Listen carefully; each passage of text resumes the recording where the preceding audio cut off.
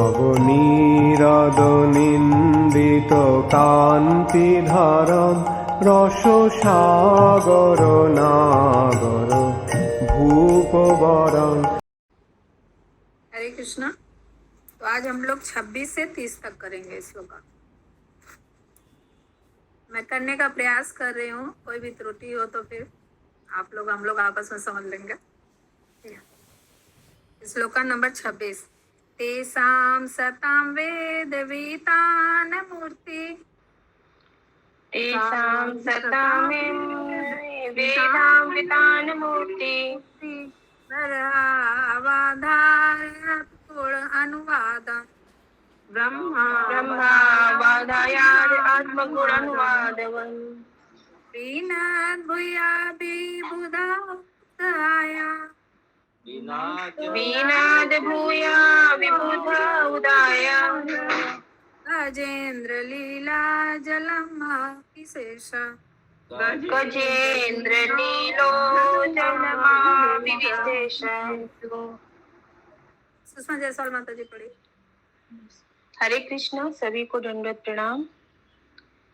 हाथी के समान क्रीड़ा करते हुए महान भक्तों द्वारा की गई वैदिक स्तुतियों के उत्तर में पुनः गर्जना करके उन्होंने जल में प्रवेश किया। श्री भगवान वैदिक स्तुतियों के लक्ष्य हैं, अतएव वे समझ गए कि भक्तों की स्तुतियां उन्हीं के लिए की जा रही हैं।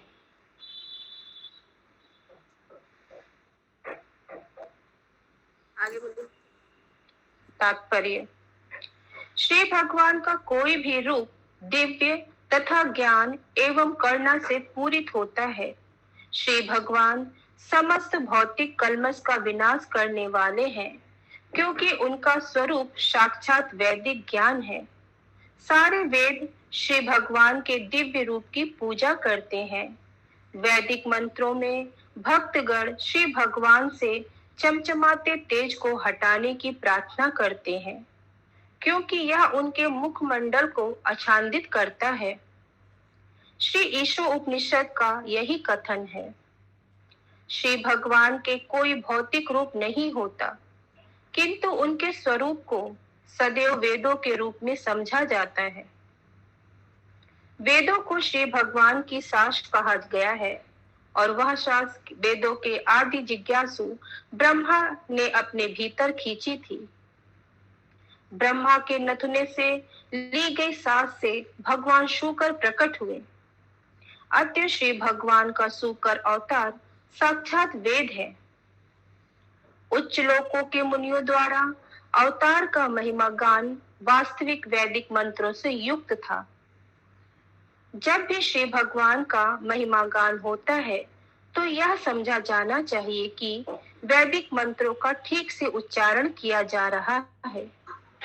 अतः जब वैदिक मंत्रों का उच्चारण हुआ तो श्री भगवान प्रसन्न हुए और अपने शुद्ध भक्तों को प्रोत्साहित करने हेतु उन्होंने पुनः एक बार गर्जना की और निमग्न पृथ्वी का उद्धार करने हेतु जल में प्रविष्ट हो गए। हरे कृष्ण।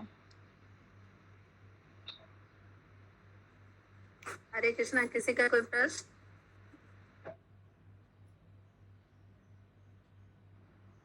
হরে কৃষ্ণ মাতাজি। মাতাজি অনুবাদে লেখা আছে ভগবান হচ্ছেন বৈদিক মন্ত্রের প্রতিপাদ্য বিষয়।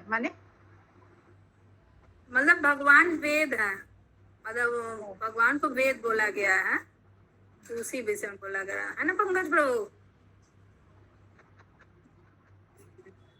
बोलिए क्या पूछना प्रभु जी। हरे कृष्णा। कौन सा नंबर इस श्लोक हो रहा है? 26। আলোচ্য বিষয় আলোচ্য। আচ্ছা ঠিক আছে। भगवान को वेद बोला गया माता जी। আচ্ছা ঠিক আছে মাতাজি। रिकॉर्डिंग स्टार्ट हुआ? क्या माता जी?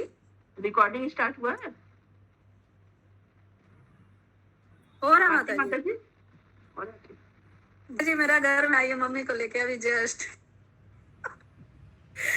सरप्राइज हो गया मेरे लिए। सामने बैठी होता है, मैं कुछ बोल भी नहीं पा रहा। उपचितम वालम खचरा कठोरा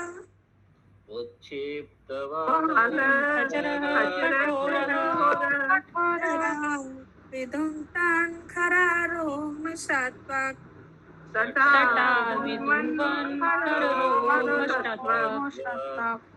पुरा आहत आभ्रासिता द्रष्टैच्छा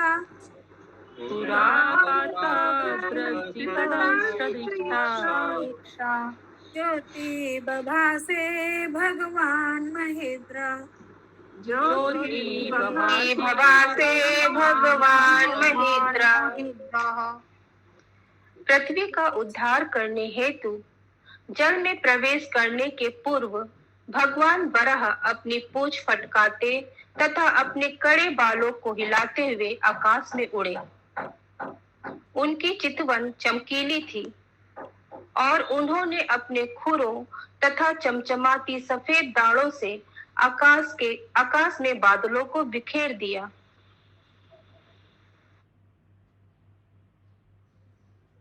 आगे माता जी। जब भक्तों द्वारा श्री भगवान की स्तुतियां की जाती हैं, तो उनके दिव्य कार्यों का ही वर्णन होता है। भगवान वराह के कुछ दिव्य गुण यहाँ दिए गए हैं।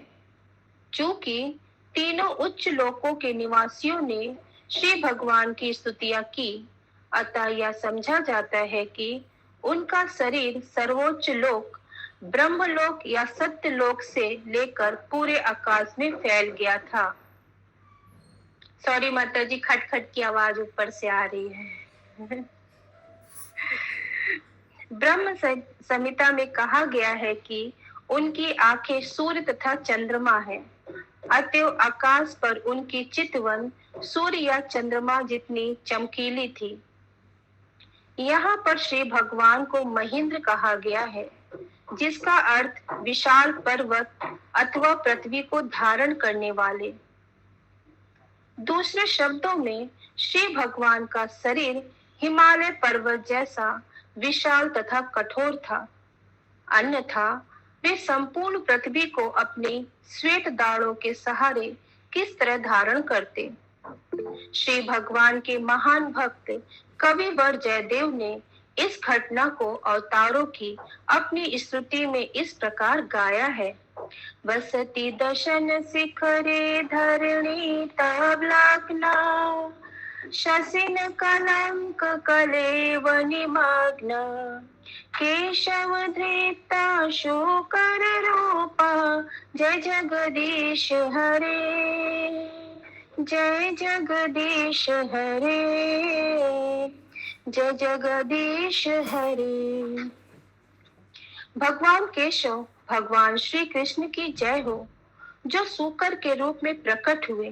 पृथ्वी उनकी दाढ़ों के बीच में पकड़ी हुई थी, जो चंद्रमा पर कलंक के निशान जैसी प्रतीत हो रही थी। हरे कृष्ण। हरे कृष्णा। हरे कृष्णा। यहाँ पे ये महेंद्र का अर्थ क्या लिखा हुआ? विशाल पर्वत कि विशाल पर्वत? हाँ, विशाल पर्वत। हाँ, हम लोग में विशाल पर्व लिखा हुआ है जी, यहाँ पे विशाल पर्वत लिखा होगा, अथवा पृथ्वी को धारण करने वाले। जी कौन सा नंबर श्लोक चल रहा है प्लीज? 27 माता जी। Thank you. हरि बोल। अर्थ में लेकिन जगत को धारण करने वाला लिखा है।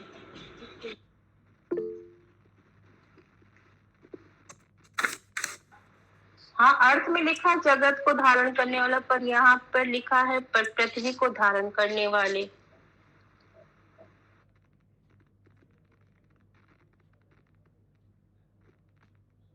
आगे भी तो पर्वत का मिला था ना उदाहरण कि हाँ पर्वत जैसे लग रहे थे, विशाल का है।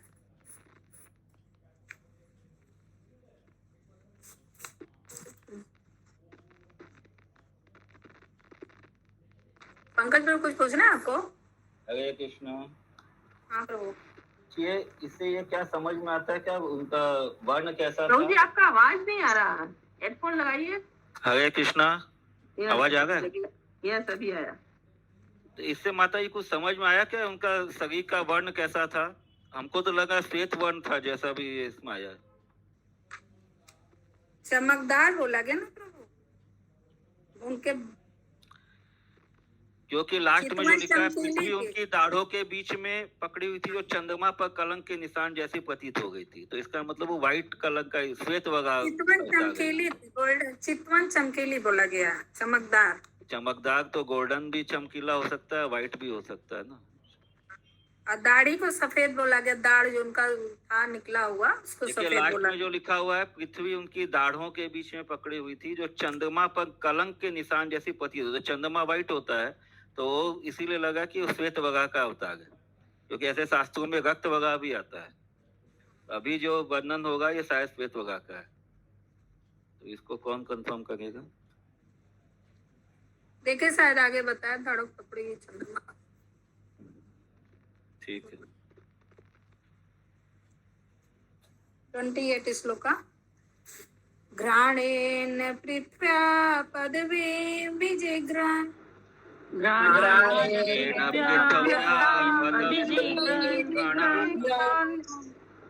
रोडापदेशा स्वयं स्वरंगा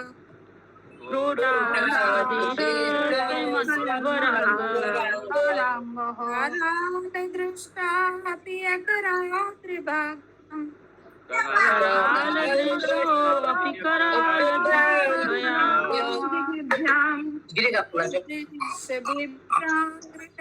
विशेषतकम्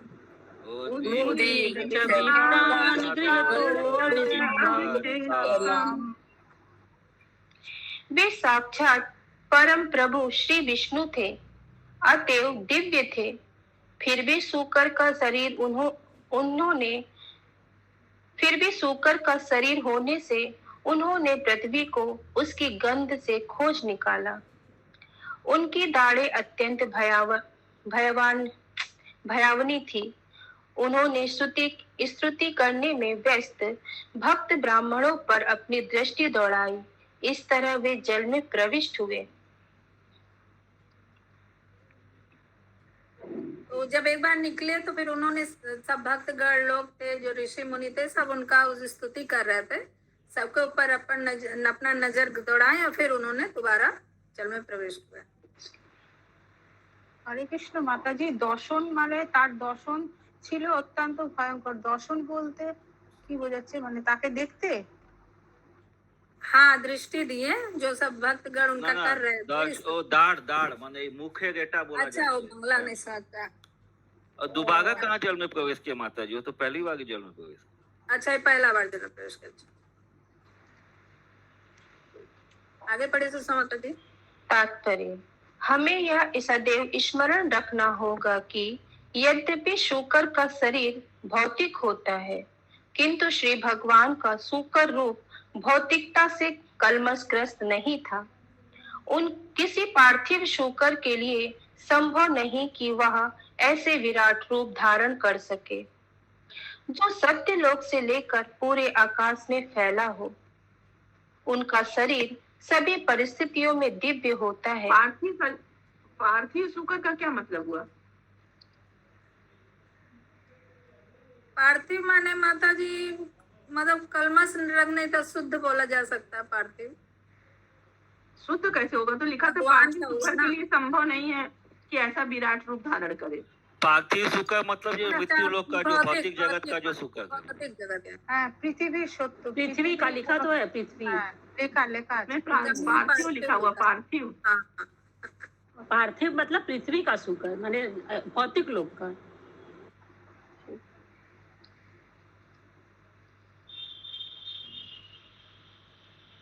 यस माता जी, पढ़ूं आगे? हाँ माता जी। उनका शरीर सभी परिस्थितियों में दिव्य होता है, अतएव शूकर रूप धारण करना उनकी लीला मात्र है। उनका शरीर संपूर्ण वेद है या दिव्य है, किंतु चूंकि उन्होंने शूकर का रूप धारण किया था, अतएव वे शूकर की तरह सूंघकर पृथ्वी की खोज करने लगे। श्री भगवान किसी भी जीव की भूमिका पूरी तरह से निभा सकते हैं। सूकर का विराट रूप निश्चित ही समस्त भक्तों के लिए अति भयावान था, किंतु श्री भगवान के शुद्ध भक्तों के लिए यह तनिक भी भयावान नहीं था। विपरीत इसके वे अपने भक्तों पर इतनी प्रसन्नता से दृष्टिपात कर रहे थे कि उन सबको दिव्य सुख का अनुभव हुआ। हरे कृष्ण।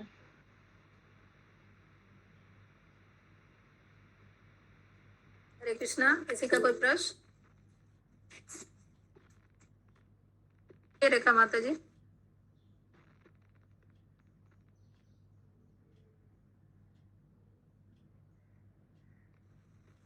रेखा माता जी बोलिए।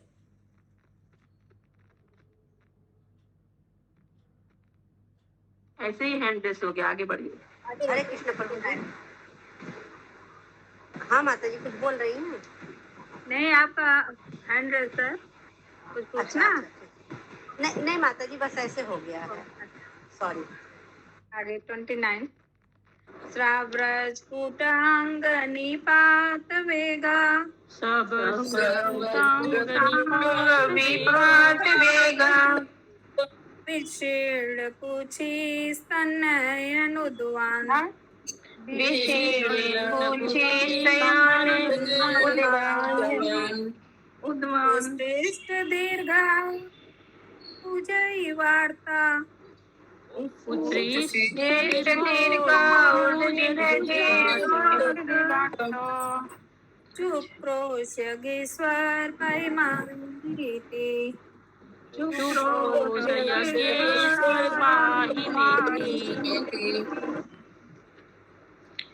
दानव आकार पर्वत की भांति जल में गोता लगाते हुए भगवान वराह ने समुद्र के मध्य भाग को विभाजित कर दिया और दो ऊंची लहरें समुद्र की भुजाओं की तरह प्रकट हुई, जो उच्च स्वर में अर्धनाद कर रही थी, मानो श्री भगवान से प्रार्थना कर रही हो।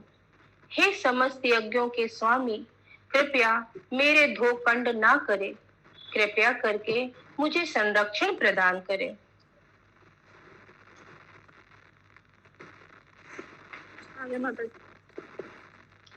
तात्पर्य, दिव्य सूकर के पर्वत जैसा शरीर के आ गिरने से महासागर तक विचलित हो गया था और वह भयभीत प्रतीत हो रहा था, मानो मृत्यु निकट हो। हरे कृष्ण। हरे कृष्णा। तो इसमें मतलब जब भगवान जी समुद्र में घुस रहे थे तो पूरा जल बहुत दूर का अगल बगल का जल उछाल मारा, तो उसे समुद्र में मतलब भयभीत तो इतने विशाल काय थे शुकर अवतार में, तो जब वो के तो वो भी एक पल के लिए भयभीत हो गया कि मेरा क्या होने वाला है, तो उनसे प्रार्थना कर रहा, मानो उनका मृत्यु निकट आ रहा। आगे बोलो श्लोका।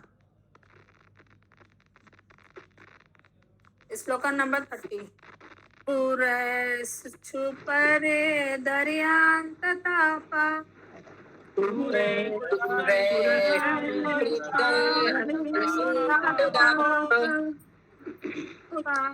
पार त्रिपरु रसायन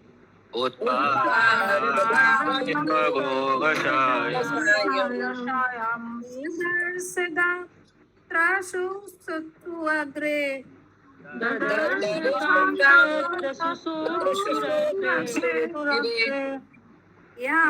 जीवदानी स्वयं अभ्यदत्तम्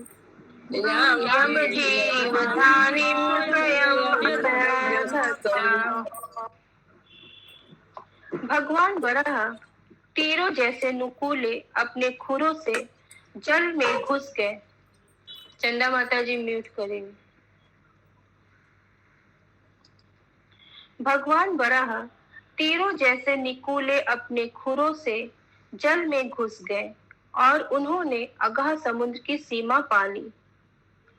उन्होंने समस्त जीवों की विश्राम स्थली पृथ्वी को उसी तरह पड़ा देखा जिस तरह वह सृष्टि के प्रारंभ में थी, और उन्होंने उसे स्वयं ऊपर उठा लिया।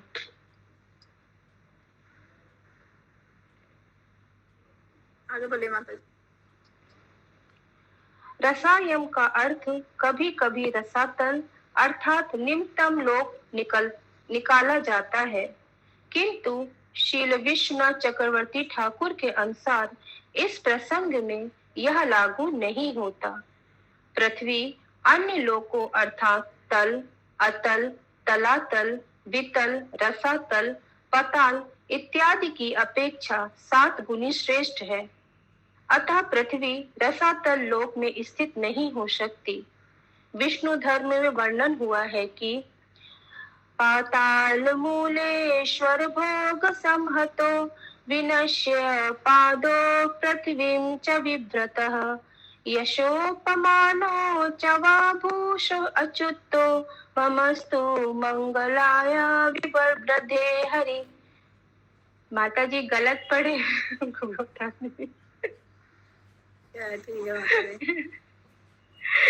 अतएव श्री भगवान ने पृथ्वी को गर्भोदक सागर के तल में पाया, जहाँ ब्रह्मा के दिन की समाप्ति पर प्रलय के समय सारे ग्रह विश्राम करते हैं। हरे कृष्ण।